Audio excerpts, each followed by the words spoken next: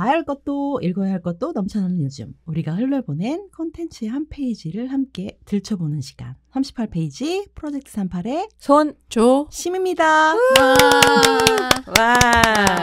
네. 야, 이게 여기까지 오네요. 네, 드디어 여러분 그날입니다. 저희가 파일럿 시리즈로 3화를 구성을 했고 각 화에 이제 2개 부로 구성을 했는데 드디어 오늘 그걸 마지막으로 녹음하는 날이 오늘이 되었습니다. 네. 3화 1부 요즘 시리즈를 이제 시작을 하기 전에 우리가 그래도 2달 동안 열심히 이제 진행을 해왔고 또 그러면서 또 팟빵과 유튜브에 지금 오늘 녹음 현재 우리가 2-1 에피소드까지 업로드가 되었는데 여러분들이 너무 즐겁고 재밌게 또 청취해 주시고 구독을 해 주셔서 저희도 많은 피드백을 받고 이제 또 힘도 받고 그러고 있습니다. 구독자가 유튜브와 팟빵이 거의 비슷하게 올라가고 있는데 150으로 지금 퉁쳐서 일단 말씀드리도록 하겠습니다. 150, 300이다. 네. 300명의 구독자와 페이지 38페이지가 함께하고 있다. 네, 그래서 그렇게 이제 구독자가 조금씩 늘어가고 있고 또 댓글 달아주시는 분들도 있어가지고 그럼요. 댓글 소개해야죠. 오늘 그것 좀 소개해드리고 지나가도록 하겠습니다. 네, 일단 팟빵에 되게 여러분들이 댓글을 달아주셔가지고요. 저희가 댓글 보는 게 삶의 낙이거든요. 매일매일 들어가 보는데 진짜 눈물의 공포님이 아이디 이름도 심상치가 않습니다. 지색책인가? 네, 지색책이죠. 진짜 눈물의 공포님이 아껴 들어야지 이렇게 해주셔서 저희 아껴 만들고 있습니다. 그리고 또 오해님께서는 이런 이야기 해주셨어요. 세 분의 지식 나눔 은혜롭다. 열심히 누군지 알 것 같은 이 느낌적인 느낌. 그리고 큐리오님이 파일럿 방송 재밌게 들었습니다. 전쟁과 여성영화제 오셨었다고 해요. 조평의 팬이신 것 같은데 너무 좋다 이런 얘기 해주셨고요. 사실 유튜브에도 조혜영 교수님 너무 귀엽습니다. 그렇습니다. 이런 댓글 막 달려가지고요. 지금 약간 조혜영 열풍이 불고 있다. 조혜영 팬덤이 시작되고 있다. 조평의 팬덤이 이렇게 시작되고 있다. 이렇게 한두 명으로. 이게 드러나는 것이 한두 명이지 그 밑에 엄청난 배가가 있습니다. 그러니까. 네. 그리고 되게 길게 댓글 달아주신 분들도 계시는데요. 쓰레이님? SRAY 이렇게 읽으면 되나? 스레이님께서 잔느들망을 다뤄주시는 팟캐스트 채널이라니 귀하고 귀합니다. 이러면서 여러 가지 이야기 또 해주셨어요. 그래서 요런 의견들 싹 잘 반영해가지고 저희 이제 시즌 1으로 돌아올 때는 더욱더 구독자와 청취자들께 기쁨 드리는 좋은 방송 만들도록 하겠습니다. 마지막으로 액션 유댕님께서 10,000원을 후원해 주셔가지고 이게 무슨 일이고 저희 이거 해가지고 처음 번 돈이거든요. 이 10,000원 가지고 뭘 할지는 우리 이따가 회의해봐요. 다음 더 좋은 시리즈를 만들어야 되는 거 아니에요? 그래요? 나 이거 털어 먹으려고 했는데 뭐 먹지? 막 이런 생각하고 있었는데 제작비 재투자죠. 무슨 저런 말씀인데 아니 너무 감사하고 이렇게 팬이 늘어나는 것에 대해서 우리 조평이 언급할 게 있지 않을까요? 네. 아니 그게 아니라 정말 근데 저는 댓글까지 달아주시는 건 정말 너무 감사한 일인 것 같아요. 사실 조평 댓글 달아본 적 있습니까?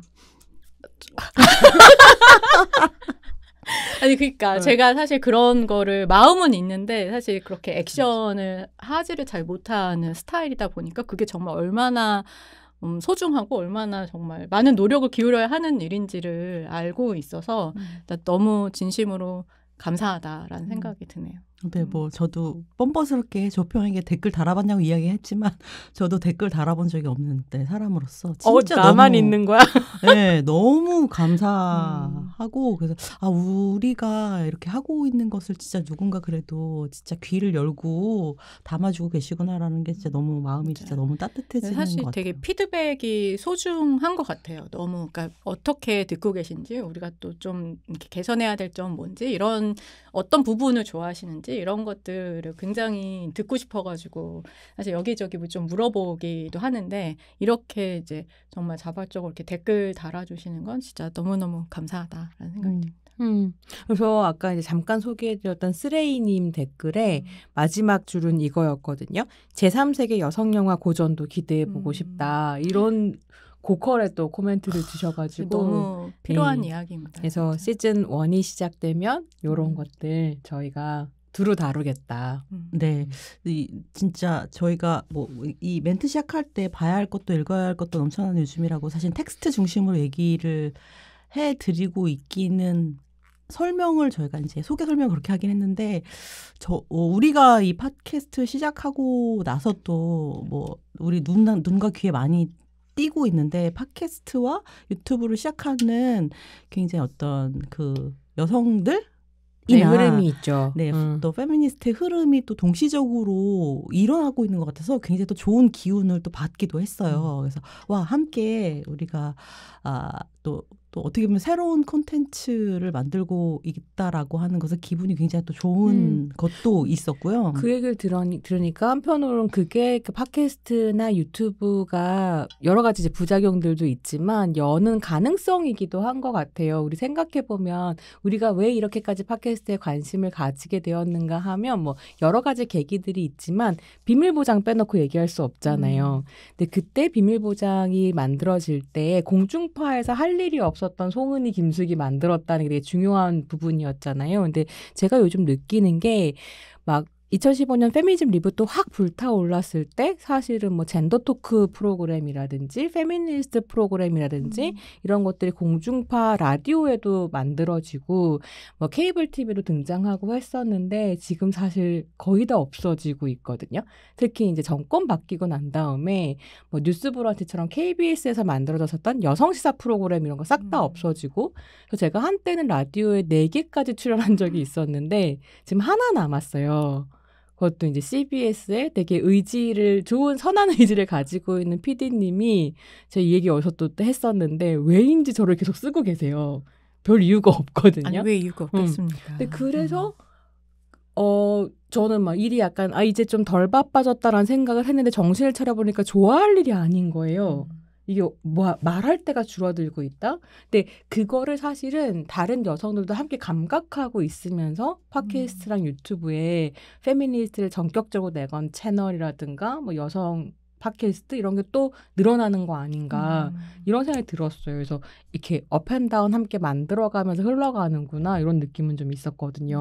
네, 어쨌든 10여 년 전부터 어떤 실험적인 방식이고 그리고 또 한편으로는 새로운 장이 열리는 흐름 속에서 시도들이 많이 이제 펼쳐지는 어떤 시점이 있었다고 한다면 근데 지금은 진짜 2024년은 어떤 각각 다른 색깔을 가지고 굉장히 분명한 주제의식을 갖고서 더 깊어진 사람들이 훨씬 더 그러니까 다양한 청취자 그다음에 시청자 여러 플랫폼들을 누리는 여성들한테 색다르게 물론 저희도 그걸 지향하긴 하는데 깊지만 쉽고 일상적으로 접근할 수 있는 그런 붐이 일었다는 생각이 좀 들었거든요.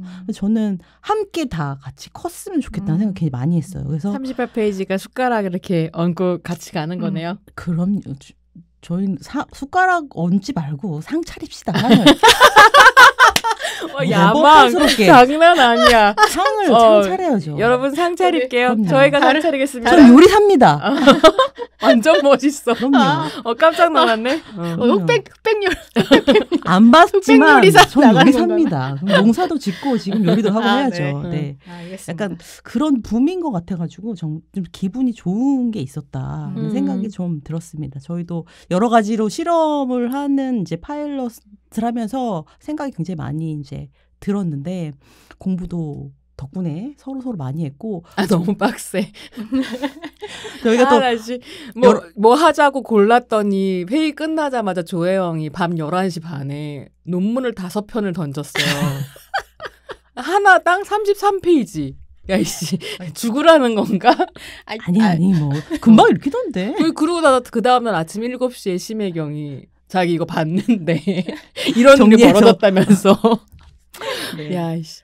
그렇습니다, 여러분. 열심히 하고 있습니다. 이게 여러분들 우리 셋이 사실 뭐 맨날 같이 있는 것처럼 보이겠지만 그렇지 않고 또 서로 하는 공부도 다르고 비슷한 영역에 있지만 서로 하는 공부도 다르고 서로 관점도 다르고 하는 일을 좀 조금씩 달라가지고 사실 우리 셋이 서로를 알아가는 시간이었던 것도 저는 굉장히 컸다고 생각해요.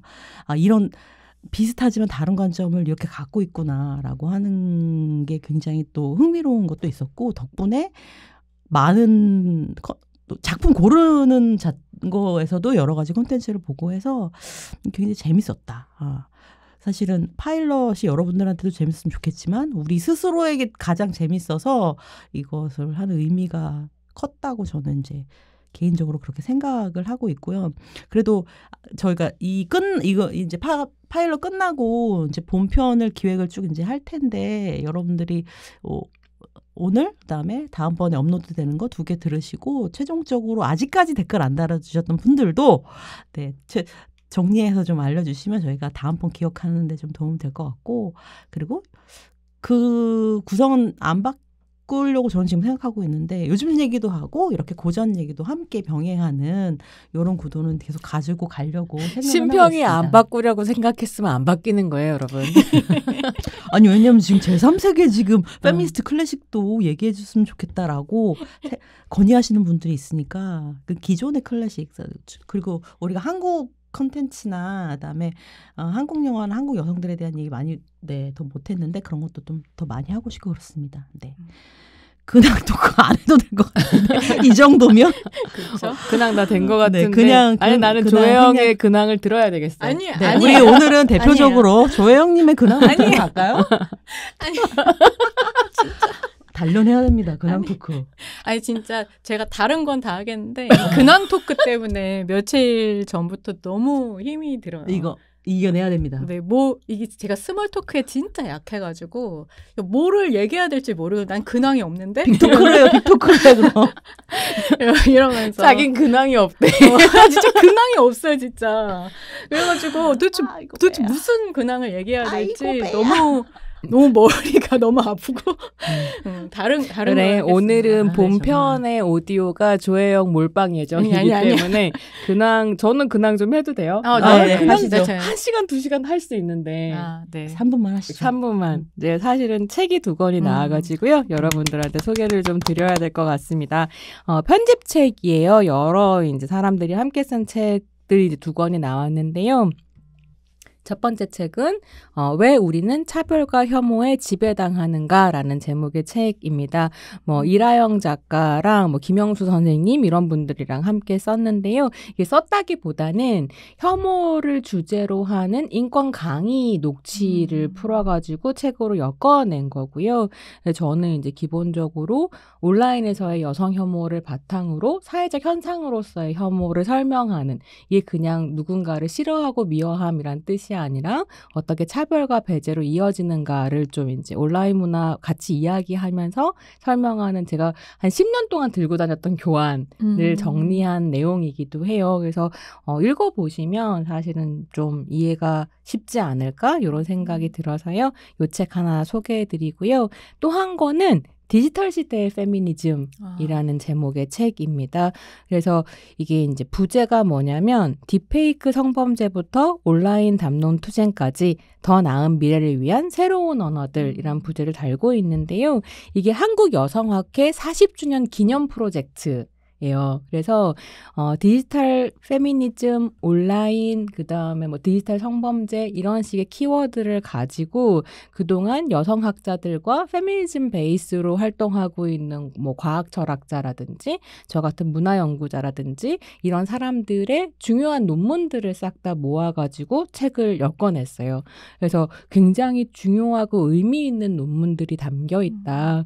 그래서 디지털 환경에서 페미니즘이 어떻게 개입하고 있고 어디에서 한계에 봉착했는가 우리가 어떤 고민을 하고 있는가 이런 것들을 좀 이 책을 통해서 보실 수 있고요. 지금 우리가 살고 있는 시대에 대해서 페미니스트의 언어로 설명할 수 있는 단초들을 얻으실 수 있을 것 같아서요. 이 책은 꼭 좀 한번 보셨으면 좋겠다.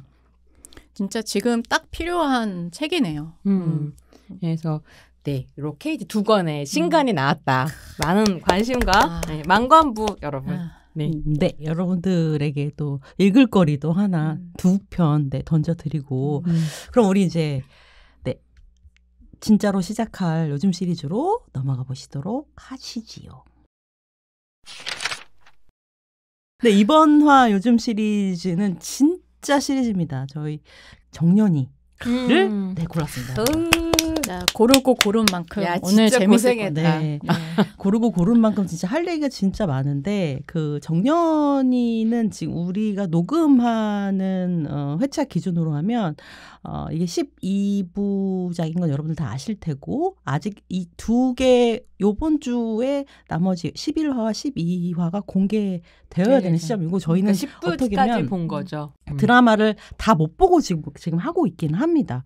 그런 상태고 지금 여러분 이 10화가 어디까지냐면 이제 문옥경이 지금 영화계로 떠나겠다라고 한 순간까지 저희가 지금 얘기를 할 예정입니다. 이 이야기를 우리가 고른 이유는 왜 골랐냐면 제가 한 뭐 4-5가지로 좀 정리를 했는데 일단 여성 서사로 이거는 이제 웹툰에서도 그렇게 진행이 되었지만 여성 서사로 여성 출연진이 대부분으로 구성된 드라마라고 하는 점. 두 번째는 이 드라마가 포커스하고 있는 것은 전문직 예인 여성의 성장기라고 하는 게 두 번째 포인트였던 거고요.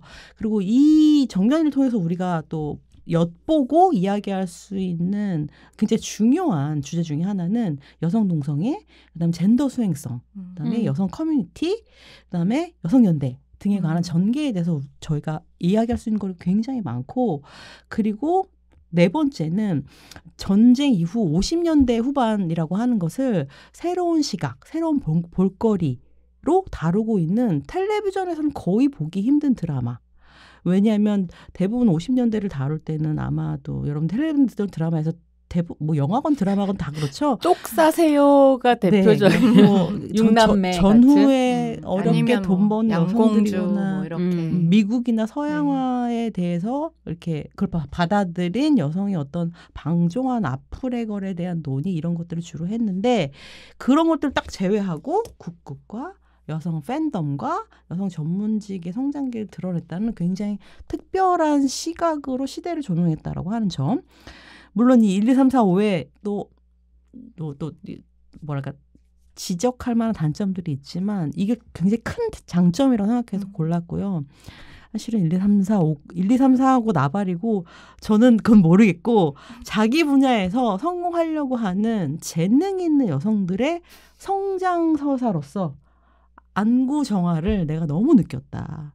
아니 세상에 이렇게 많은 여성들이 텔레비전을 뛰어다니고 날고 기어다니고 있다니 라고 하는 것 자체가 저한테는 굉장한 충만감을 주어가지고 나 이거 꼭 해야겠다라고 좀 주장을 한 편이 있습니다. 여러분들은 어떻게 보셨는지 간단하게 1분씩 한번 얘기해 주시면 어떨까요? 어떻게 보셨는지? 아니 입을 삐죽거렸어 지금. 아니 근데 그러니까 저는 사실 10화까지 공개가 되어 있지만 8화까지 봤어요. 진짜 이거 방송하려고 최선을 다해서 본 거다. 저는 일단은 정년이 캐릭터를 견딜 수가 없어요. 성장 영화 좋아하시잖아요. 아니요, 성장도 성실한 성장을 좋아하는 것 같아요. 그래서 잘 뭔지 모르겠는데 김태리가 연기하는 정년이의 개인적으로 심리적으로 거슬리는 부분이 있다.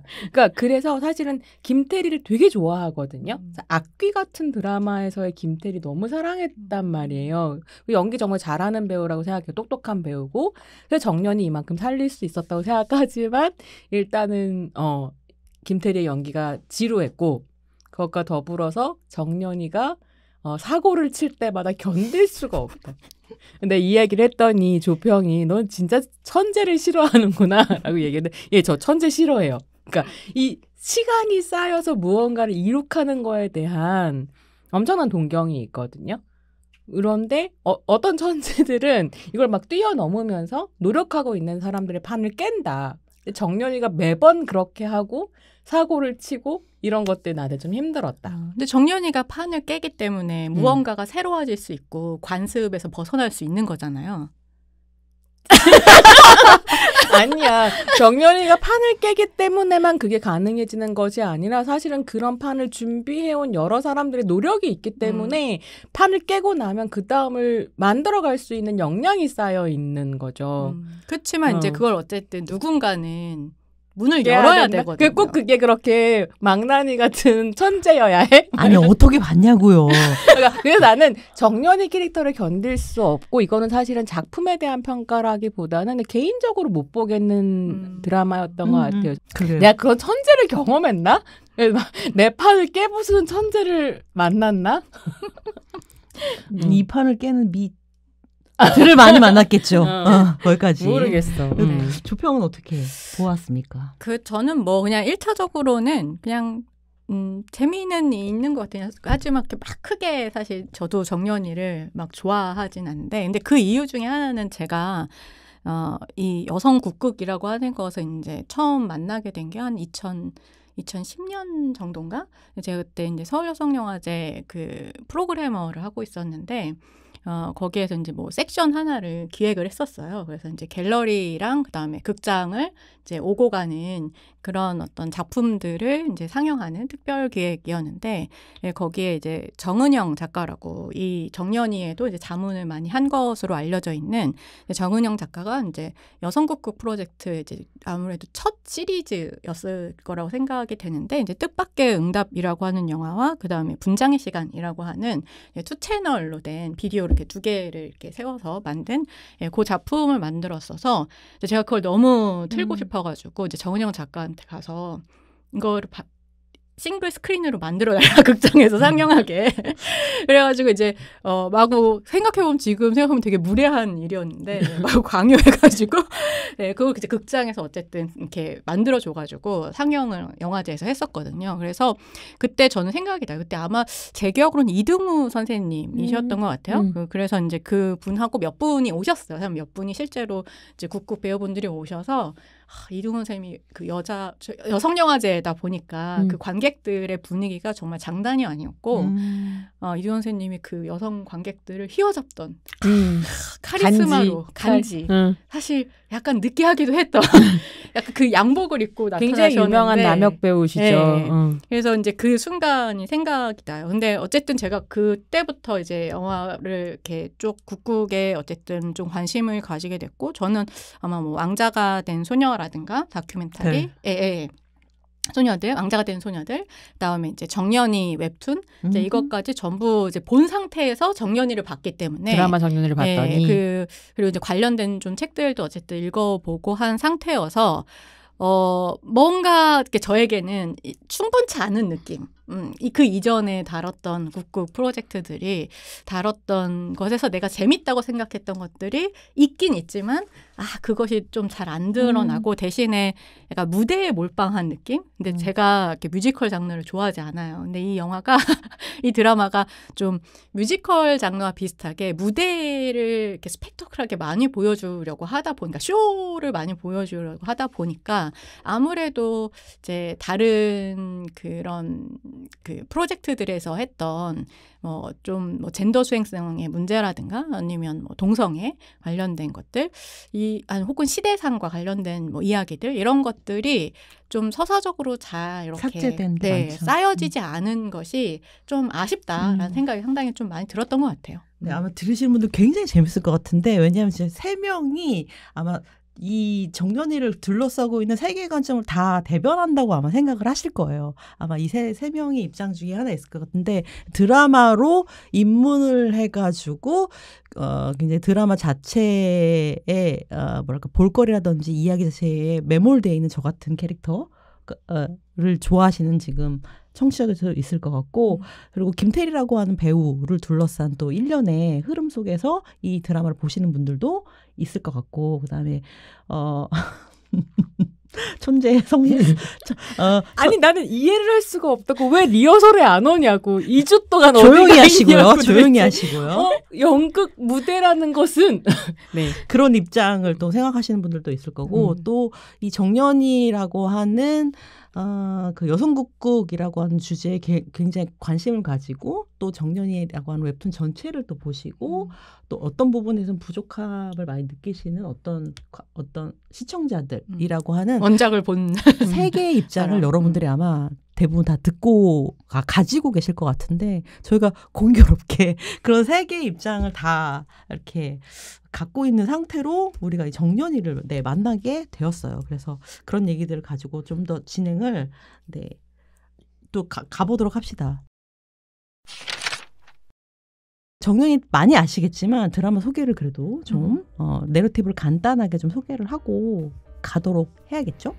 근데 정년이 이 드라마는 저희 영어 제목이 재밌었어요. 정년 The Star is Born인데 그러니까 딱 이 얘기 하겠다는 거죠. 맞아. 네. 무슨 얘기 하겠다는 건 뭐 국공이고 나발이고 50년대고 뭐 레즈비언이즘이고 뭐 이러고 뭐 다 뺄 거다. 그냥 정년 스타가 어떻게 성장하는지 그러니까 아이돌 엔터에서 아이들이 어떻게 성장하는 것처럼 보여주는 것처럼 그 얘기 할 거다. 영어 제목이 다 나왔다고 생각했어요. 맞아요. 그래서 진짜 저도 그거 보면서 K-팝 산업을 보는 것 그럼요. 같다라는 그래서 연습생들이 한 집에 모여 살면서 그것 때문에 이 정년이가 또 성공을 했던 맥락이 저는 분명히 있다고 생각하거든요. 그래서 요거는 네이버 웹툰 정년이를 가지고 원작으로 한 것이고 그리고 아마 이 작품을 누가 만들었느냐도 굉장히 중요한데 이 오썸의 붉은 끝동 많이 좋아하실 겁니다. 그 드라마를 만들었던 유명한 PD 중에 한 명이죠. 정진 PD 작품이고요. 그리고 이거는 전쟁이 끝난 1950년대 후반에 최고의 극국 배우에 도전하는 타고난 소리천재 정년이를 둘러싼 경쟁과 연대 그리고 찬란한 성장기를 다룬 드라마라고 얘기를 하고 있습니다. 너무 찬란해. 나는 이게 스타이즈 본이냐 스타워즈 본이냐 그러니까 너무 타고난 게 중요하잖아요. 그걸 내가 또 싫은가 봐 그게. 근데 노력을 너무 하잖아요. 그래. 그러니까 노력인데 노력도 하잖아. 그렇지 그래. 않아요? 근데 사실 노력도 재능이긴 하지. 넘어갈까요? 아니 근데 정년이 얘기 자꾸 하는데 정년이만 성장하는 걸 보여주는 게 아니에요. 이걸 제대로 보셨어야지 이거. 우리 영서부터 영서 초록이까지 좋아. 거기 영서 나오는 좋아. 모든 친구들이 다양한 방식으로 노력합니다. 영서 선생님? 좋고 초록에 나갔대. 선생님. 그래서 지금 2회를 남겨둔 10화 상황에서 시청률이 14% 정도 되는데 굉장히 높은 편입니다. 진짜. 이거 엄청 높은 편이에요. 많이 높아졌다 그죠? 네, 점점 올랐고요. 이번 주에 2개 남았는데 지금 더 높아질 예정이겠죠. 그래서 목포에서 이제 엄마랑 언니랑 살던 정년이가 어느 날 생선 좌판을 벌인 시장에서 소리를 한 자락을 하고 있다가 거기 순행 공연을 왔던 메랑구국단의 왕자 문옥경의 눈에 띄어서 결국 상경하게 됩니다. 그래서 메랑구국단의 훈련생이 되고요. 그리고 거기서 굉장히 연습 천재 엘리트 영서를 만나게 됩니다. 완전 성골이에요, 이 친구는. 그래서 둘이 굉장히 이거 경쟁하나 싶은데 경쟁과 연대와 뭐 사랑과 이런 게 골고루 드러나는데요. 둘이 주로 이제 둘 얘기가 많이 나오긴 하니까 끊임없이 경쟁하면서 서로를 성장시킵니다.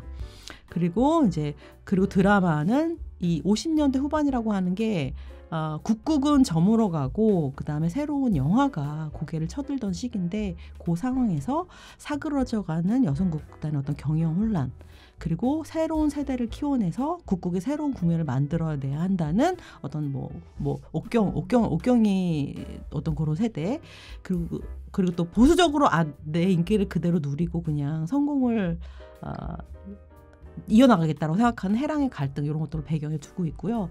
그리고 이 두 천재와 정년이랑 영서의 갈등을 중심으로 하고 있지만 또 메랑국국단의 다른 친구들의 모습들도 보여주면서 그걸 집중으로 한 성장 서사로 이루어지는 이제 그런 이야기를 담고 있는 드라마입니다. 자, 저희가 여기까지 소개하면서 여러 얘기를 조금씩 흘렸지만, 이제 제가 먼저 좀 얘기를 하고 싶은 건 뭐냐면, 이제 저는 이제 1950년대 작품에서 이제 여성이 다루어진 방식이 굉장히 이제 요게 재미가 있었어요. 그러니까 50년대가 뭐 영화든 드라마든 이제 대부분 이제 보여주는 방식이 이제 50년대 말이나 60년대로 가면 조금 달라지기는 하고 훨씬 더 서양화되고 미국화되고 현대적인 거를 밝고 명랑하게 보여주는 어떤 뭐 로맨틱 코미디물이나 가족 로맨스나 그런 것들이 있긴 한데 이 정연이가 딱 보여주고 있는 50년대 중후반 같은 경우는 대부분 뭐 아까 잠깐 얘기했지만 뭐 어둡죠. 근데 뭐 미망인이나 뭐 양공주나 이렇게 어렵게 돈을 벌어야 하는 상황들이나 그런 얘기들을 보여주고 그다음에 전쟁에서 돌아온 남성성 뭐 훼손된 남성성이라든지 재건해야 할 남성성 같은 것들을 보여주고 그다음에 이제 전후 한국 사회라고 하는 걸 굉장히 피폐하게 보여주는 방식들이 굉장히 많은데 요 드라마에서는 그런 것들을 스펙타클을 굉장히 재밌게 또 아름답고 발랄하고 또 매끈하게 보여주는 게 굉장히 장점이기는 한 것 같아요. 어떻게 보면 그래서 이 50년대를 왜 이렇게 그려냈을까 그 생각을 좀 잠깐 했었거든요. 근데 그걸 생각하면서 이제 제가 든 생각이 뭐냐면 이제 50년대의 국극이 뭐랄까 그 아주 오래된 상고시대를 유토피아처럼 오래된 미래를 새로운 유토피아처럼 재현하는 것처럼 2024년에 근데 오히려 1950년대 국극이 펼쳐지고 있는 그 50년대 후반을 다시 또 여성들이 기회를 가진 공간으로 오래된 어떤 미래로 두 번째로 또 중복적으로 재현한다는 생각이 저는 들었어요. 그러니까 2020년대 새로운 여성 국극이 정년이기도 한 셈인 그런 거죠. 그래서 그 안에서 다 여자들이 하니까. 그러니까 두 번의 오래된 미래가 재현되는 것 같은 느낌을 저는 받았다는 거죠. 네, 전 또 하나의 그 오래된 미래라고 이야기했을 때 지금 이야기하신 것처럼 이제 상고 시대를 다루면서 그러니까 그 당시에 이제 전쟁으로 굉장히 어떻게 보면 혼란스럽고 황폐해진 어떤 시대인데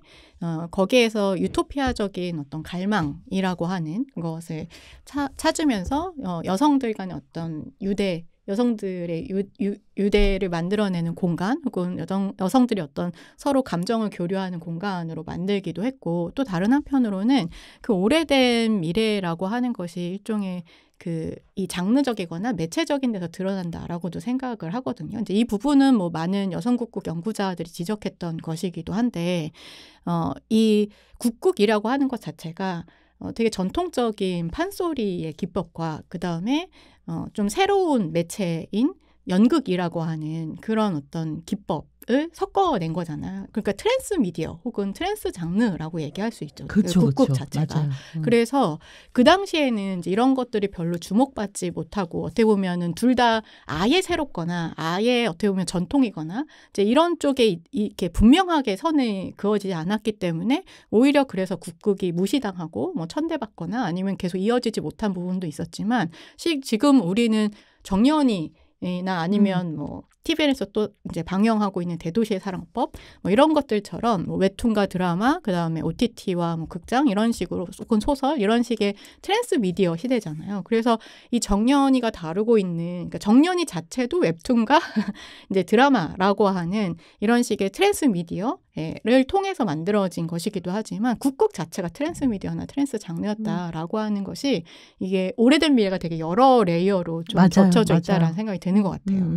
저는 그래서 정년이 드라마 자체에서 큰 재미를 못 느끼기는 하지만 이 정년이라는 판이 굉장히 좋은 건 어쨌든 여성 국극이라고 하는 게 이제 아까 신평이 얘기한 것처럼 1950년대에 확 피어올랐다가 60년대가 되면 이제 사그라든단 말이에요. 여러 가지 맥락들이 있겠지만 그래서 이제 뭐 80년대에 잠깐 등장했다 90년대도 다 사라졌다가 이런 식으로 그러니까 등장했다 사라졌다를 반복하다가 2010년대에 지금 정년이라는 웹툰으로 대중적으로 주목을 받으면서 이제 창극도 만들어지고 드라마까지 오게 되는데 좀 재미있는 건 뭐냐면 이 정년이라는 웹툰이 기존에 이 여성 국극을 다시 의미를 개발하고 작업을 하려고 했었던 여성 연구자들의 연구 성과와 그거를 같이 만들어가고 있었던 예컨대 정은영 작가라든지 아니면 뭐 왕자가 된 소녀들을 작업한 뭐 다큐멘터리 김혜정 감독이라든지 이런 여러 가지 작업들이 탄탄하게 있는 그 집안 위에서 웹툰 정년이가 등장했다는 맞아요. 게 전 그게 되게 재밌는 것 맞아요. 같아요. 그래서 뭐 기존의 뭐 70년대, 80년대로 넘어올 때 여성 국극이라고 하는 것은 전통을 훼손했고 우리의 전통적인 창극을 망쳤으며 여자들 서로 싸우느라고 이거 망한 거다. 이런 식의 굉장히 남성 중심적인 담론이 배제했었던 이야기들, 지워버렸던 이야기들을 웹툰 정년이가 굉장히 잘 살려냈고 그게 이제 드라마까지 좀 반영이 되고 있는 거 아닌가. 그래서 이게 여성 역사가 쌓여와서 여기까지 왔다는 건 저한테는 되게 좀 의미 있는 일인 것 같아요. 그리고 그게 그 흔히 말하는 어떤 남성들의 역사처럼 연대기적인 역사 속에서 그냥 쭉 계속 발전하는 이런 어떤 진보적인 서사라기보다는 그렇죠. 이게 뭔가 과거와 미래와 현재가 계속 섞이고 그 약간 동시적으로 계속 대화한다라고 맞아요. 이게 하는 그런 느낌은 확실히 있는 것 같아요. 이 단절 분명히 존재하는데 그죠. 그 단절의 점프컷이 굉장히 뭐랄까 또 선형적으로 이어지는 게 아니라 선형적으로 이어지는 게 아니라 어떻게 보면 굉장히 전방위적으로 이어졌다는 생각이 들거든요. 과거와 현재와 아까 얘기했던 것처럼 그다음에 다양한 장르의 어떤 트랜스성 같은 게 결합되어 가지고 이 정년이라고 하는 드라마에서 좀 폭발이 됐다. 맞아요. 젠더도 트랜스되니까 네, 라는 굉장히 생각이 트랜스적인 영화예요. 영화, 네, 그러니까 드라마예요. 콘텐츠예요. 맞아요. 그래서 이 지금 지금 정년이를 보는 우리 시각도 이렇게 굉장히 다양한 것 자체가 굉장히 고무적이다라는 생각이 저는 굉장히 많이 들었거든요. 얘기하다 보니까 살짝 애정이 생기네요. 네. 저희가 지금 너무 보고 읽은 게 너무 많아가지고 네. 너무 많은 것들이 등장을 하는데 여러분들 국국에 대한 역사라든지 이런 것들을 좀 간략하게 볼 수 있는 그 왕자가 된 소녀들이라고 하는 김혜정 감독의 2011년 다큐멘터리 요거 보시면 또 좋고요. 그리고 좀 전에 조평이 소개를 해줬던 정은영 작가의 그 작품들이나 아니면 최근에 또 정은영 작가께서 이 정년이 이제 방영이 되면서 인터뷰를 굉장히 많이 하셨어요. 그래서 여러분들이 그거 찾아보시면 저희가 그걸 다 소개해 줄 수는 없으니까 그렇게 정은영 작가의 인터뷰와 왕자가 된 소녀들 정도 보시면 굉장히 많은 정보를 가지고 정년이를 더 풍부하게 이해하실 수 있을 겁니다. 아무래도 많은 분들이 이제 원작을 많이 너무 사랑하시고 그다음에 원작이 다루고 있는 그 층위가 너무 다양하고 너무 많은 이야기들 갖고 있는데 원작과 많이 비교를 해서 아쉬운 점 같은 게 많으실 것 같아요. 그래도 우리가 드라마를 중심으로 얘기를 하고 있긴 하지만 그 부분을 그래도 우리 또 오늘 정년이 만화책도 가지고 오셨는데 조평이 조금 이야기해 주면 좋을 것 같아요. 웹툰 정년이의 팬. 팬? 저 사람 팬 정체성 없지. 조평은 팬 정체성이 없습니다. 크리틱의 정체성만 있는. 아니 심지어 만화책까지 다 샀는데도 불구하고 팬 정체성이 없다. 잘 모르겠고 어쨌든 저는 뭐 웹툰 정년이를 되게 재미있게 읽었고 아까 얘기해주신 것처럼 이 웹툰 정년이는 이 그때까지 나왔던 굉장히 사실 수많은 깊이 있는 연구들이 있거든요. 그런 연구자들의 논문과 그 다음에 뭐 정은영 작가 작품, 다큐멘터리 이런 것들이 정말 굉장히 잘 녹여져 있는 그리고 그게 어렵지 않게 잘 녹여져 있는 작품이다라고 생각을 했었던 것 같아요. 근데 이제 아무래도 웹툰은 이제 길이가 있고 그다음 드라마는 12부작이다 보니까 정말 정년이에서 강조하는 여러 측면들이 있는 재미있는 여러 이야기들이 있는데 그중에서 딱 약간 하나만 진짜 뽑은 것 같은 느낌이 있다. 아까 얘기했던 그 The Star is Born이라고 하는 그게 이제 결국은 어떤 예인, 장인으로서 어떻게 그 예인이 자기 자신을 갈고 닦는가. 그러기 위해서는 자기만 천재여야만 하는 게 아니라 어떻게 주변과 함께 경쟁하기도 하고 이렇게 하면서 서로를 성장시키는가. 그래서 결국은 그 국극 집단, 여성 집단 자체도 어떻게 성장시키게 되는가라고 하는 이제 그 부분이 굉장히 어떻게 보면 이 드라마 정년이의 포커스인 것 같아요. 근데 사실은 이제 저 같은 경우에는 사실 이제 무대에 그렇게 관심이 크게 있지 않은 사람이라서 그리고 저 이렇게 라이벌리, 서사 이런 거를 사실 그렇게 별로 좋아하지 않아요. 근데 그건 사실 우리 셋이 아마 공통점이긴 할 것 같은데 우리가 그것에 관심 있었으면 영화하지 않았을 거예요. 그렇죠. 그래서 이제 근데 제가 되게 좀 아쉬운 것 중에 하나는 아까 이제 이 정연이가 굉장히 여러 가지를 트랜스하고 있는 그런 흥미로운 콘텐츠다. 그러니까 국극부터 해가지고 여러 면모로. 근데 이제 국극에 굉장히 트랜스적인 지점이 있는데 그거는 제가 봤던 이제 정은영 작가도 계속 초점을 맞춰서 작업을 한 지점이라고 생각을 하는데 이 정연이에도 딱 그 대사가 나와요. 근데 이제 웹툰 정연이. 예, 웹툰 정연이에.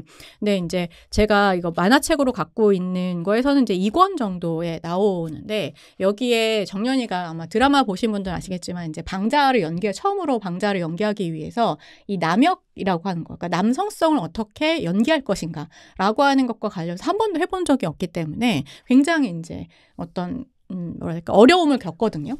그래서 이제 그때 만나는 사람이 누구냐면 고사장이라고 하는 캐릭터예요. 이 고사장이라고 하는 인물이 전 정연이에서 굉장히 중요하고 중요한 이유 중에 하나는 정연이의 전 핵심이라고 제가 좋아하는 핵심이라고 생각하는 대사를 한마디 하는데 이 고사장은 이제 여자인데 남장을 하고 다니니까 일상생활에서 남장을 하고 다니는 사람입니다. 처음에 때 정연이는 몰랐다가 고사장의 이제 도움을 받으면서 이제 고사장은 이제 그걸 굳이 숨기려고 하진 않지만 뭐 사람들이 남자로 보기 때문에 왜냐하면 이제 남장을 양복을 입고 다녀서 남자로 보기 때문에 거기에서 오는 것들을 자기도 즐기기도 하고 그것 때문에 어떤 더 다른 일들을 할 수 있고 자기가 할 수 있는 일의 영역을 넓혀가고 그래서 이 사회가 남성들에게 요구하는 것과 그다음에 여성들에게 요구하는 어떤 그 젠더 수행성이라고 하는 것을 이 고사장을 통해서 알게 되거든요. 그리고 고사장이 이제 관찰을 해라. 관찰을 하면 사실은 그 남성성을 연기할 수 있다라고 하는 것도 알려줘요. 그래서 이게 되게 중요한 거는 남성성이라고 하는 것이 그냥 자연스럽게 보편적으로 체득되는 것이 아니라 사실 여성성은 되게 과장되고 인위적인 거라고 얘기하잖아요. 꾸미는 것이기 때문에. 근데 남성성도 마찬가지로 그렇게 될 수 있는 거다라고 하는. 그래서 여성도 어떤 면에서는 그런 남성적인 거라고 하는 것들을 붙일 수 있다. 몸에, 신체에 붙일 수 있다라고 얘기하는데 그게 무대에서만 가능한 게 아니라 사실은 일상생활 속에서도 우리는 그런 식의 여성적 어떤 혹은 남성적 그런 젠더 수행성이라고 하는 것을 늘 수행하고 다닌다라고 하는 것을 그러니까 얘기하거든요. 그 대사가 나오는데 고사장이 그런 얘기를 해요. 재밌지? 그러니까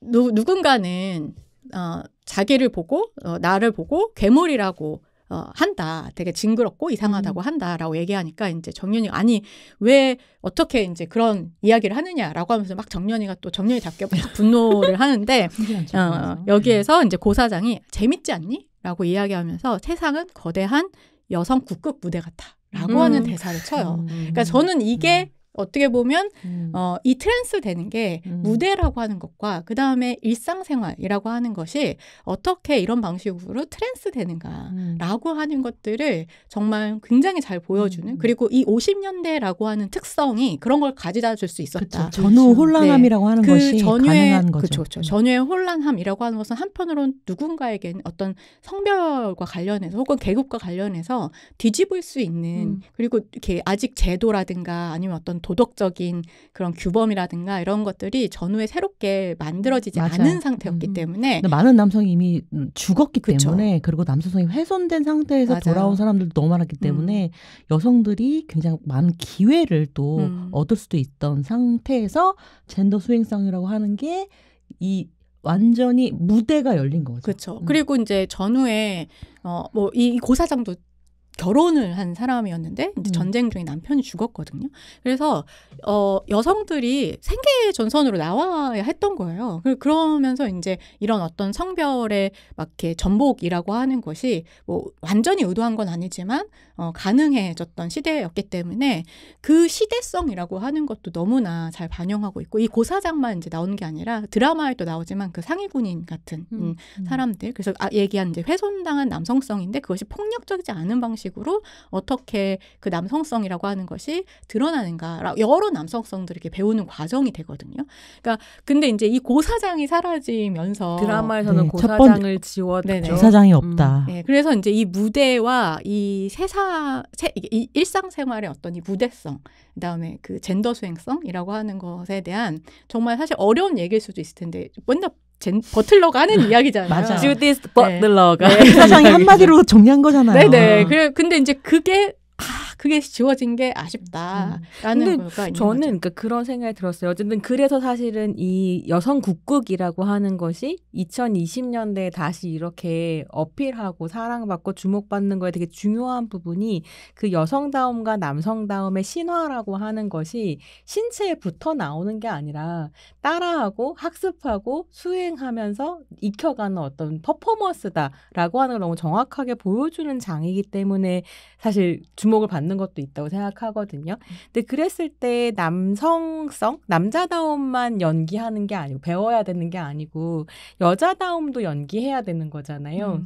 근데 그게 한편으로는 드라마에서는 그렇게 잘 안 보일 수도 있겠다라는 생각을 했었는데 제가 그래서 드라마 정년이에서 딱 한 장면 정말 재밌다고 생각했던 게 뭐냐면 정년이가 옥경이 집에 찾아가는 장면이 있어요. 그래서 이제 옥경이가 근데 영화를 보고 있다. 근데 보여주죠, 같이. 그 영화가 뭐였냐면 마를린 몬로의 신사는 금발을 좋아해요. 근데 그 50년대에 헐리우드에서 마를린 몬로라는 여성이 얼마나 여자다움을 연기했는가라고 하는 것, 그리고 신사는 금발을 좋아해서 마를린 몬로가 그거를 패러디하거든요. 자기 자신이 패러디하면서 이렇게 말하자면 백치미의 금발 미녀라고 하는 게 신사들한테 얼마나 어필하는지를 자기가 알고 연기한다는 걸 보여주는 장면들이 나오거든요. 그리고 그 신사는 금발을 좋아해 되게 중요한 주제가 여성 사이의 친밀감과 우정에 대한 이야기이기도 하죠. 그래서 흑발 언니와 금발 언니의 어떤 우정인데 되게 미묘한 친밀감이 있는. 그래서 사실은 신사는 금발을 좋아해 자체가 굉장히 여성 국극 같은 성격을 가지고 있는 영화인 거예요. 맞아요. 근데 왜 딱 그 자리에 공연하는 여자들 얘기를 보여주니까. 그죠. 퍼포먼스하는 여자들 얘기기도 하고. 그래서 딱 그 분홍색 그 드레스 입는 제일 유명한 그 장면을 옥경이가 보고 있단 말이야. Diamonds are a girl's best friend인가? 그래서 왜 거기에 이 영화에 이 클립을 넣었을까? 원작에서도 이거였을까? 이런 생각이 좀 들기는 했었어요. 근데 그 장면 하나로 사실은 주란이라든지 그러니까 주란이가 어떻게 해랑을 계속 관찰하면서 여역 배우가 되어가는가라고 하는 것도 약간 좀 사인이 맞아요. 들어가 있지 않나? 이런 생각이 들더라고요. 그래서 하여튼 뭐 웹툰에서 다루고 있는 그런 어떤 무대와 일상이라고 하는 것이 어떻게 트랜스되는가라고 하는 것. 그다음에 이제 웹툰에서 뭐 대표적으로 또 삭제된 캐릭터 중에 하나가 이제 부용이라고 하는. 저는 부용은 진짜 많이 아쉬운 것 같아요. 네. 웹툰 안 읽어봤는데 좀 들어보니까. 네. 근데 이제 부용이라고 하는 캐릭터에서 많이 이야기하는 것들이 이제 정연이와 부용이가, 그러니까 부용이는 제 1호 팬이거든요, 정연이의.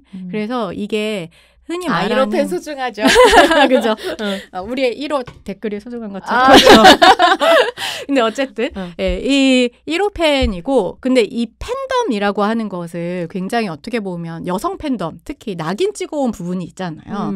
뭐 이제 오빠 부대라고 그죠. 불렸던 오랜 역사, 빠순이 뭐 이런 맞아. 식의 어떤 낙인 찍힌 그리고 소비자 정체성 이런 걸로 낙인 찍어온 것이 분명히 있단 말이에요. 영화적으로 얘기하면 고무신 관객이라고 하는 맞아요. 사람들이죠. 예. 고무신 찍찍 끌고 가서 눈물 찍으면서 영화 본다. 그러니까 여성이 주로 나오거나 여성 관객을 타겟으로 하는 장르, 뭐 멜로드라마도 마찬가지인데 굉장히 뭐 티어저커라는 말로 되게 낙인 찍히거나 이제 이런 것들이 전부 다 이제 소비자, 그리고 그런 여성 관객은 뭔가 능동적으로 생각하지 못하고 뭔가를 창조하거나 생산하지 못해라고 하는 소비자 정체성으로 한정지은 게 있는데, 이 부용이는 제 1호 팬이기도 하지만 나중에 결국은 이 극단을 메랑극단을 되살리기 위한 그 기반이 되는 새로운 극을 쓴단 말이죠. 근데 이제 창작자로서, 그러니까 소비자 정체성뿐만 아니라 어떻게 창작자, 생산자로서 이 소비 팬덤이라고 하는 것이 또 한편으로는 연결될 수 있는가라고 하는 굉장히 중요한 이야기를 하고, 부용이가 정연이가 무언가 알을 깨고 나오는데 되게 도움을 많이 줘요. 그런데 이게 이제 주란이에게 뭔가 이렇게 흡수되긴 한 것 같지만, 그러니까 사실 책에서는 이렇게 주란이와 그렇게까지 이렇게 많은 어떤 게 있지 않거든요. 근데 이게 약간 부용의 캐릭터가 주란이한테 좀 흡수가 되긴 한 것 같아요. 나는 또 삼각관계를 그렇게 싫어해. 그래서 영서랑 주란이랑 정연이 사이에 약간 미묘한 어떤 이거 너무 싫은 거야. 어떤 긴장을 요즘에 긴장을 못 느끼. 못 참는군요. 긴장을 견딜 수 없나 봐. 근데 이제 부용이 캐릭터는 진짜 너무 저도 이제 듣고 나서 너무 아쉽다는 생각이 많이 들었어요. 왜냐하면 이 영화에서 거의 팬덤은 드라마에서 이 드라마에서 팬덤은 사실 굉장히 엄청 수동적으로 그려지는 게 맞거든요. 맞아. 전체가 다 수동적으로 그려지고 그냥 플랜카드를 들고 주로 남역 배우한테 열광한다. 여역 배우도 사실은 아니고요. 주로 남역 그건 배우에. 사실이긴 했어요. 네. 근데 그게 너무 안타까워 보이긴 하거든요. 그게 왜냐하면 지금 진짜 그 K-팝 팬들에게까지도 이어지는 팬덤의 어떤 뭐랄까 수동성에 대한 낙인이 포인트를 여전히 이 드라마에서 이 여성 소설을 가진 드라마에서도 그걸 그렇게 구현한다는 것 자체가 너무 아쉬운 부분이 많았거든요. 부용이 가지고 있는 그 팬으로서 성장하는 어떻게 보면 창작자로서 아니면 뭐 제작자로서의 어떤 그런 경제적인 사업가로서 면모를 보여준다라고 하는 아마 그건 점들. 도행이 보여줄 거예요. 네, 제가 알기로는 왜냐하면 이제 웹툰에도 있는데 도행 좋아. 네, 도행이 그쵸. 연출자이자 이제 선회를 약간 하는 방식으로 그러니까 사업가적인 어떤 모습을 살짝 보여줄 것 같아요. 그게 이제 뭐랄까 아쉽죠. 출연자 연기자로서가 아니라 이 그 국국 산업에서 굉장히 큰 반 이상의 역할을 담당했던 이제 팬이나 어떤 그 비하인드 씬의 인물들을 이 드라마가 조명을 해줬으면. 그래서 모르겠어요. 앞으로 남은 이해에 그게 나오나요? 어쨌든 그게 저도 굉장히 아쉽다는 생각을 진짜 많이 했어요. 그거를 좀 살려줬으면 너무 좋았겠다. 그리고 이제 부용이가 결국은 정연이와 굉장히 부용이 이제 뭐 약간 약혼한 것 같은 남자가 있는데 이제 나중에 결국은 약간 삼각관계에 비슷하게 되다가 부용이와 정연이 모두 사실 서로를 좋아한다는 걸 분명하게 깨달아요. 그러니까 동성애 관계인 거죠.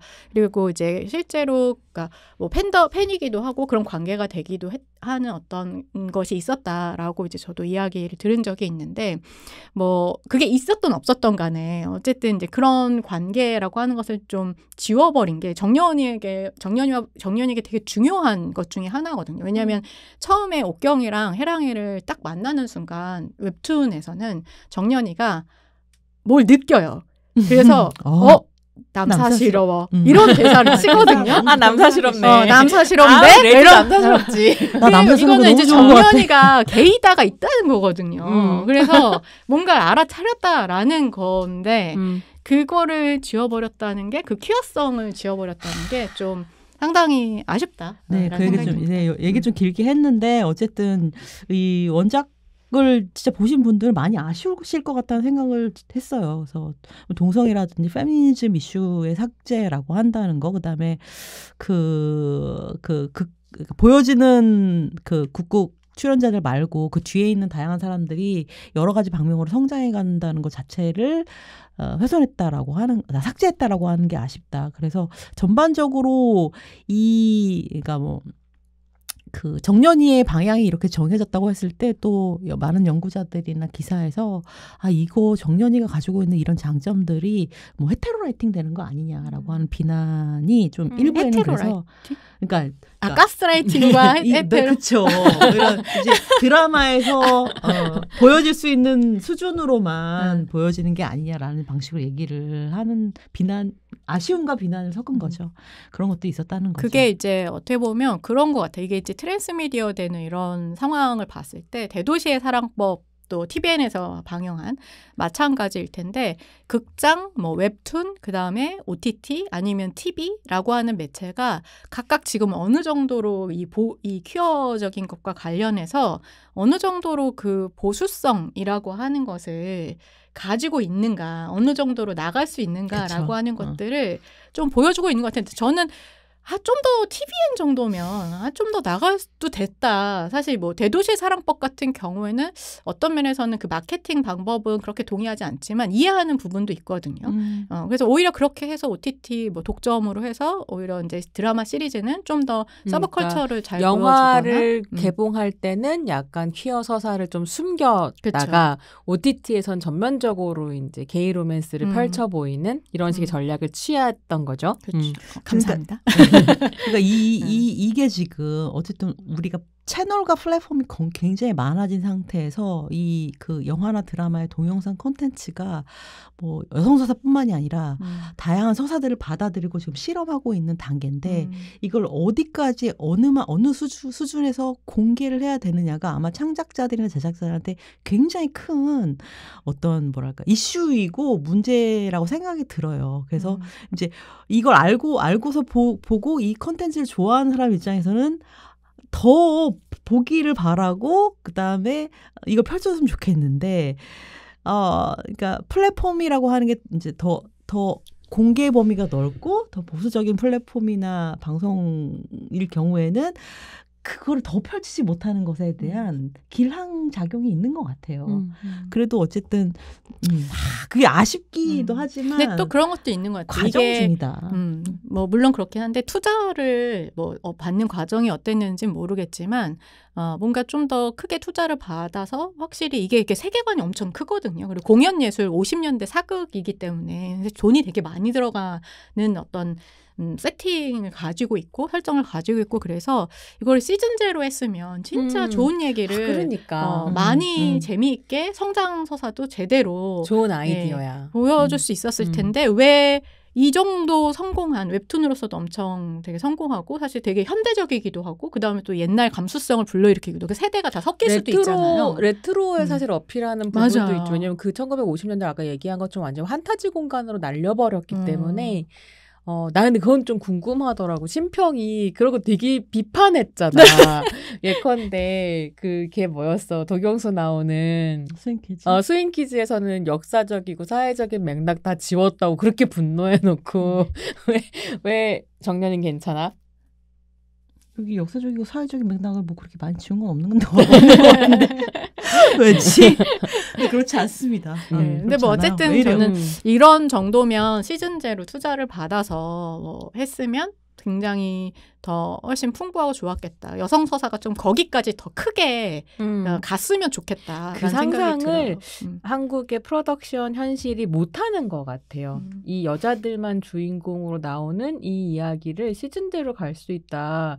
를 기획 못했던 거 아닐까? 뭐 이런 생각도 좀 들고. 근데 뮤지컬 뭐 팬들도 엄청 많잖아요. 그래서 이 무대의 팬들이 굉장히 많아서 사실 되게 좋아할 만한 구석은 되게 많다는 생각이 들거든요. 네, 우리 홍 PD님이 헤테로 라이팅이 아니라 헤테로 베이팅으로 네, 제가 베이팅이네요. 대충 봤네요. 네, 여러분 그러네. 헤테로 베이팅. 근데 저는 헤테로 라이팅이 더 맞는 얘기 같아요.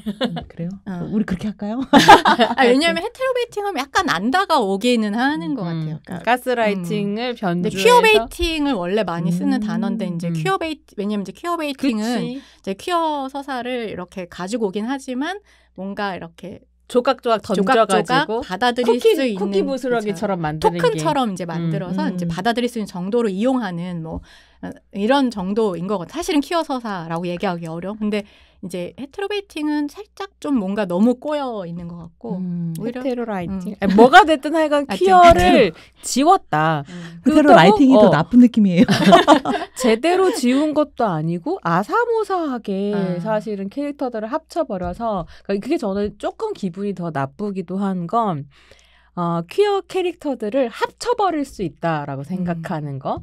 그리고 거기에다가 이제 아까 고사장한테 가서 그 방자 연기하는 걸 배우러 나가는 장면을 이제 웹툰에는 있는데 드라마는 없다고 하지만 드라마는 남자한테 배우러 가거든요. 그럼 남자한테 배우러 가는 그 정성을 들일 정도였으면 사실 러닝타임 3, 4분만 더 써도 고사장 캐릭터 살릴 수도 있었거든요. 그건 너무 의도적으로 사실은 뭐 크로스드레서건 트랜스젠더건 아니면 어떤 이유로 남장을 한 여성이었건 간에 그 굉장히 정치적일 수 있는 캐릭터를 지워버렸다는 건 좀 불쾌한 일인 것 같아요.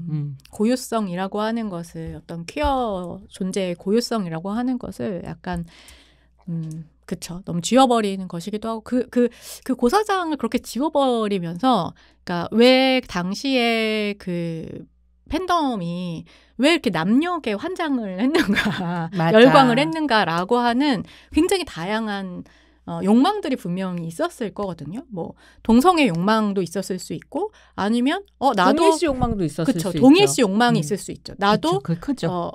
아니면 나도 남자들이 하는 것처럼 어떤 저런 나라를 구하고 막 이런 어떤 사랑을 내가 이끌고 이런 거를 하고 싶다라고 하는 동일시 욕망도 있을 수 있고 그게 저는 가장 컸을 거라고 네. 생각해요. 아니면 어떤 그런 그런 이상적인 남성상이라고 하는 부드러운데 카리스마 있고 리드하고 그다음에 어마어마한 사랑을 주고 로맨틱한 이런 어떤 남성의 판타지에 가까운 그런 남성에 대한 뭐 갈망 이런 것도 있을 수 있었다라고 생각하고 아니면 여성과 남성성이 섞여 있는 그 미묘한 지점에 대한 매혹도 있었을 것 같거든요. 이게 굉장히 정의할 수 없는 매혹이 있는데 또 이게 생물학적으로는 그 북극의 왕자들은 남성이기 때문에 또 너무 그 사회 분위기라든지 어떤 유교적인 이데올로기 한에서는 또 너무 안전한 그 사랑 표현을 할 수가 있는 거예요. 그렇죠. 그게 또 상고 시대니까 정절과 관련이 있거나 뭐 남녀지수 부동산 아니 그래서 그런 얘기들 있더라고요. 이렇게 여성 국극 팬들이 다 거의 다 여성들이잖아. 근데 막 이런 거 연예인 쫓아다니고 극 보러 다니고 이러는 것들이 이제 가부장적 사회에서 여자들이 어디 나대 하는데 여성 국극이야. 다 여자 배우들이야 하면 그러니까. 허용이 됐었다는 거죠. 이런 되게 미묘한 지점들 다 있었을 텐데. 그것 때문에 그리고 남역 배우들도 그렇고 그 남역이 연기하는 그 무한한 자유로움과 가능성, 이 남성이라고 하는 존재들이 가지고 있는 그 뭐 진취성이라든지 주체성이라든지 적극성이라든지 이런 것들을 보고 느낄 수 있는 쾌락 같은 게 팬들한테는 엄청 당연히 다가올 수밖에 없었다는 거죠. 그러니까 남역이 남자여서 좋았던 게 아니라 그가 구현하는 남성 권위와 그다음에 뭐 카리스마, 적극성 이런 것들이 심지어는 악역도 너무 재미있는 거죠. 당연히 매혹 당했을 거라고 생각을 하는 거죠. 그러니까 어떻게 보면 이 남역의 뭐랄까 그 매혹을 느끼는 거는 굉장히 그 여성들의 그러니까 어떤 평등해지고자 하는 욕망이 좀 기반이 되었다고 생각을 하거든요. 근데 나는 그래도 좀 더 복잡했었을 거라고 생각해요. 그러니까 그런 것도 있지만 분명히 섹슈얼리티가 얽혀 있고 그렇죠. 너무 당연하죠. 젠더와 섹슈얼리티가 분리되는 건 아니지만 아주 순수하게 좋아하는 거죠. 남성성을 연기하는 여자한테 미쳤을 수도 있지. 그렇죠. 그럼요. 그러니까 말로 다 설명하지 아마도 50년대에도 그 말로 설명되지 않는 그 어떤 개념과 용어와 그 미묘한 정말 정동 이런 것들이 복합적으로 아마 국극의 매혹이지 않았을까라는 생각이 너무 들어요. 재미있는 장르야. 다시 생각해도 너무 재밌고 그래서 이제 뭐 정은영 작가 작품들을 저도 이제 무대를 보러 가기도 하고 그랬었는데 그런 작품도 있었어요. 제목이 정확히 생각이 안 나는데 굉장히 유명한 남역 배우 선생님이 남성성을 연기하는 걸 젊은 남역 배우한테 가르쳐주고 그 수행이 이렇게 점점 변해가는 이런 식의 작품 같은 것도 보기도 했었거든요. 근데 그런 현장이 펼쳐지는 걸 보는 게 너무 짜릿하고 재미있었어요. 그리고 그걸 담론화하는 시대에 살 수 있다는 것도 굉장히 이제 좋았던 기억이 있죠. 드라마 얘기를 거의 많이 못한 것 같은데. 드라마 얘기 많이 한 거 아니에요? 이 정도면 충분하다. 남성평. 야, 할 만큼 나하지 않았어? 아니, 저는 이제 이 드라마에서 이제 재밌었던 여러 가지 드라마적인 장치들 그 얘기 들어볼까요? 그런 게 되게 재미있었던 게 이제 있었던 것 같은데. 해보세요. 이게 뭐냐 일단 이 3명의 전 세대의 여성들을 이렇게 나란히 놓은 것도 굉장히 재밌었거든요. 근데 그 강서복하고 최공선하고 한기주가 옛날에 다 알던 10대 후반쯤에 막 이 엔터테이너 엔터 산업에 들어오려고 했을 때 알던 사이고 지금 어떻게 달라졌는지를 보여주고 셋이 또 다시 리유니언 해가지고 다시 만나서 다음 세대들을 키워내는 꼭 다른 입장을 가진 걸로 보여주는 것들 굉장히 재밌었는데 뭐 여러분들은 실제로 이 세 배우가 동갑이기도 해요. 동갑이에요. 동갑이기도 해서 그런 포인트들도 굉장히 또 재미있더라고요. 맞아요. 그러니까 그게 또 그리고 한 사람은 이제 오페라를 성악을 하고 그쵸, 서양 음악을 그리고 하고 서양 음악을 하고 뭔가 새로운 거를 받아들이고 그다음에 이제 최공성 같은 경우에는 어쨌든 고전적인 판소리를 하는 사람이고 그다음에 그 강소보 같은 경우에는 이제 이 국국이라고 하는 믹스된 요거를 하는 사람이기 때문에 그러니까 영서 엄마가 오페라를 했던 사람이고 그렇죠. 그래서 이제 어떻게 이 올드 앤 뉴라고 하는 것이 지금 어떻게 살아남고 어떻게 경쟁하고 있는가라고 하는 것을 저는 보여주고 있다고 생각하기도 하고 약간 드라마에도 그 나오는데 이게 또 이제 그때 당시에 뭐 판소리 전통을 했던 사람 아니면 또 판소리 하면서 기생을 했던 사람 이제 이런 또 그 안에서 국극 안에서도 또 약간 미묘한 긴장감들 이런 것들이 있었다라고 얘기를 들었고 웹툰에선 되게 자세히 또 그런 게 나오거든요 서사가 근데 그런 것들을 좀 다루는 건 저는 되게 재미있었던 것 같아요. 국극이 어떤 위치에 있는지도 보여주고 그리고 각각 달라진 위치와 그다음에 다음 세대를 어떻게 생각하는가에 대한 이슈들을 세 명이 보여주는 것도 굉장히 또 재밌었고 그리고 그녀들의 남자가 없어요. 그녀들의 남자는 다 어디 갔나. 아예 그냥 확 삭제해버리고 큰 설명을 하지 않거든요. 남성이 거의 부재하는 드라마다. 왜 그래도 정연이 아빠는 죽었죠. 전쟁통에 죽었죠. 그러니까 남편, 아버지, 썸 타는 남자가 없는 드라마라는 거죠. 썸은 자기들끼리 타면 되니까. 그렇죠. 그것도 되게 재밌었고 그리고 등장한 남자가 전혀 없는 것은 아닌데 등장하는 남자들의 역할이라고 하는 게 굉장히 뭐랄까 나쁜 남자들? 네, 나쁜 남자거나 조역으로 등장하는 경우들이 많죠. 뭐 자판을 뒤엎는 건달 같은 역할, 그다음에 정년을 기회를 주려는 것 같지만 이용하는 방송국 PD라든지 그리고 뭐 사실 극단의 돈, 뭐 정경이 고부장이기도 하죠. 네, 고부장입니다. 네, 으로 등장을 하는 건 거죠. 그러니까 이런 식으로 인물들을 그냥 여성 중심적인 방식으로 새롭게 배치했고 남성 조연을 활용하는 방식 같은 게 굉장히 또 흥미로웠다라고 생각이 그래서 들었어요. 사실은 그 남자 배우를 하는 남자 역할을 하는 남자 배우들도 저는 좋아하는 남성 배우들이거든요. 그러니까 류승수 고부장의 류승수라든지 아니면 그 방송국 PD 역의 김태훈 배우 같은 경우는 진짜 여성 주인공 영화에 잘 받쳐주는 남성 조연 연기를 많이 해요. 근데 그 작품 선택은 배우의 선택이기도 하니까요. 좀 요런 배우들이 나온다는 것도 재미있기는 했어요. 근데 이제 저는 그 남자들이 이제 결국 어떤 역할을 하는가 이것도 되게 중요하다고 생각하는데 왜냐하면 이제 그 국국의 뭐 역사 이런 거 이렇게 뭐 논문 같은 거, 실제 논문을 보면 이제 남성과 여성의 역할이 굉장히 분명하게 나눠져 있고 여성들은 대부분 이제 국국의 뭐 무대라든가 뭐 아니면은 이제 그러니까 배우로 서는 거죠. 예인이죠, 예인. 그렇죠, 예인이죠.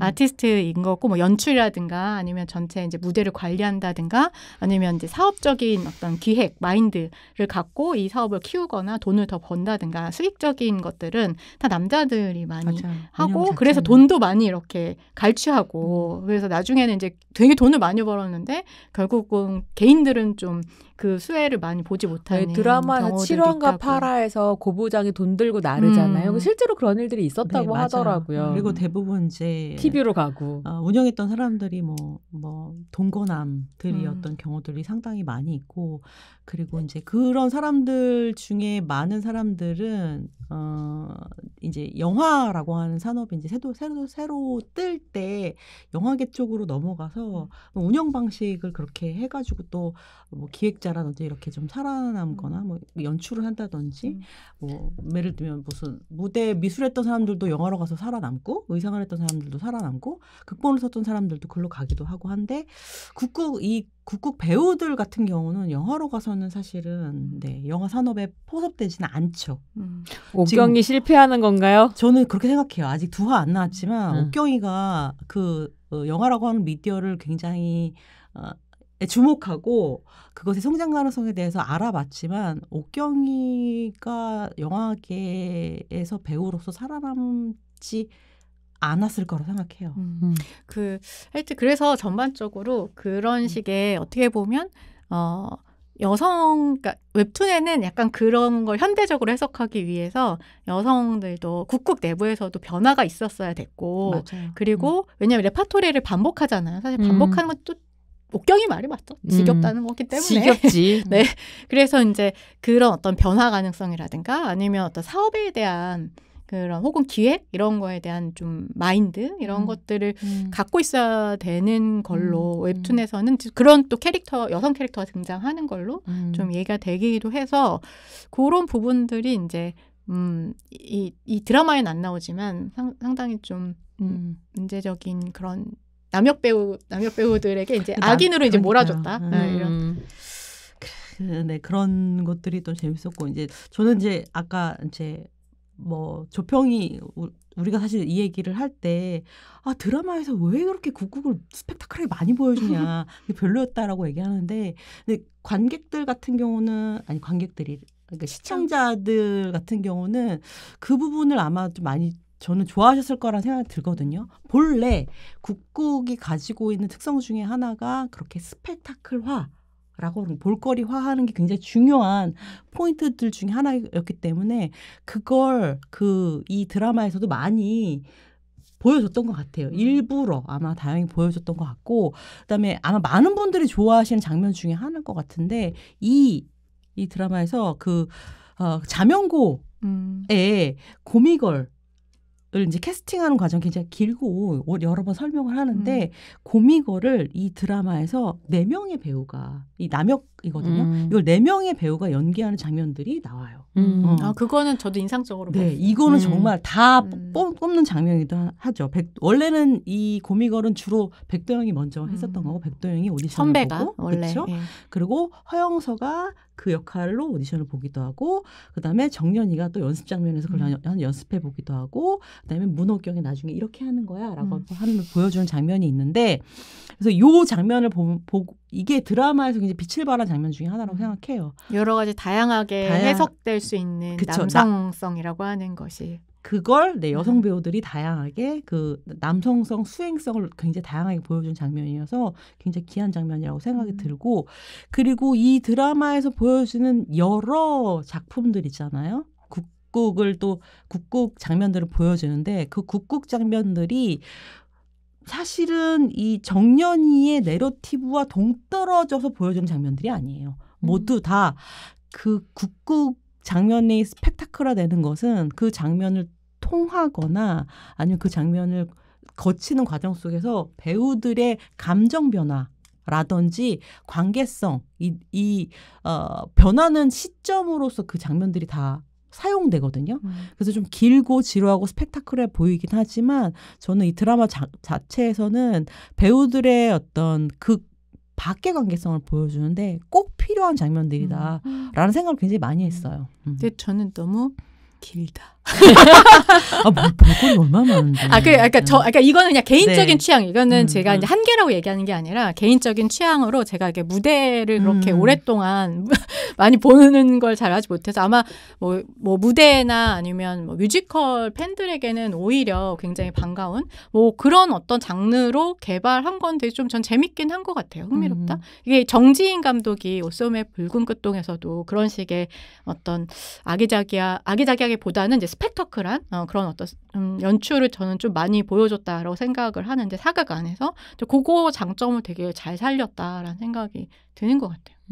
네, 그래도 이제 과거에 그런 설정들이 재밌는 것 같아요. 그렇게 뭐랄까 가부장적이고 사회에서 여성의 어떤 역할이라든지 여성의 사회적 지위라든지 그런 것들이 역사적으로 사실은 굉장히 저평가되거나 이제 폄하되어서 기록되거나 실질적으로 차별과 혐오 속에서 살았던 게 맞긴 한데 그걸 그 오래된 과거를 어떻게 우리가 다시 뭐랄까 펼쳐 보일 수 있는 환타지적이고 유토피아적인 공간으로 재해석해내는가가 이 정지인 PD의 굉장히 특별한 능력이라는 생각이 좀 맞아요. 들긴 현대화. 했어요. 네. 근데 이게 이제 저는 옷소매 붉은 끝동도 웹소설을 읽었는데 사실 웹소설이 더 좋거든요. 약간 거기에서 훨씬 더 현대적인 어떤 해석들을 굉장히 대중적으로 맞아. 만드는 그걸 풀어내는 능력이 예, 근데 저에겐 아쉽지만 어쨌든 대중적으로 풀어낸 능력은 있는 것 같다. 예, 제가 옷소매 붉은 끝동에 또 다른 PD인 요즘에 이토록 친밀한 배신자라는 그쵸. 드라마에 또 미쳐 있거든요. 그것도 이제 송연아라고 하는 이제 여성 PD인데 참 한 드라마가 여러 걸출한 이제 연출 PD들을 만들어냈다라는 네. 생각이 다른 요즘 드라마 하는 여자들이 굉장히 네, 아주 잘 만들어. 네, 맞아. 색다른 사람 것들을 많이 많아요. 보여주고 있다. 그러니까 연출력이 도드라진다는 게 전 중요한 것 같아요. 그러니까 인기를 끄는 것도 있지만 둘 다 굉장히 시청각적인 연출에 공을 들이는 게 너무 보이거든요. 그래서 영화 한 사람은 좀 반갑다라는 네. 생각이 들어요. 저는 그런 게 이제 특히 2030 뭐 다른 세대도 마찬가지지만 2030 그 시청자들한테 굉장히 큰 쾌락을 줄 거다라는 생각이 많이 들어요. 어쨌든 너무 아쉽지만 구국을 떠난 영화계로 떠난 문호경에 대해 제가 너무 비관적인 전망을 보여주긴 했는데 어쨌든 한국 영화는 50년대 이후로는 진짜 엄청나게 이제 많이 성공을 하거든요. 엄청나게 많이 성공을 하는데 제가 또 뭐 그런 논문도 있지만 이 국국 하던 그 여자들이 다 왜 어디 갔을까? 왜 영화계는 받아들이지 못했을까? 이 생각을 좀 해봤거든요. 어제 다른 친구랑 얘기를 하다 보니까 그 국국하던 배우 중에 한 명, 국국 출신의 배우 중에 한 명은 이제 영화 제작자랑 결혼을 해가지고 제작가로 활동을 했던 분도 있다고는 하더라고요. 네. 그런 분들도 있고. 근데 배우로서 성공한 사례는 찾지를 못했어요.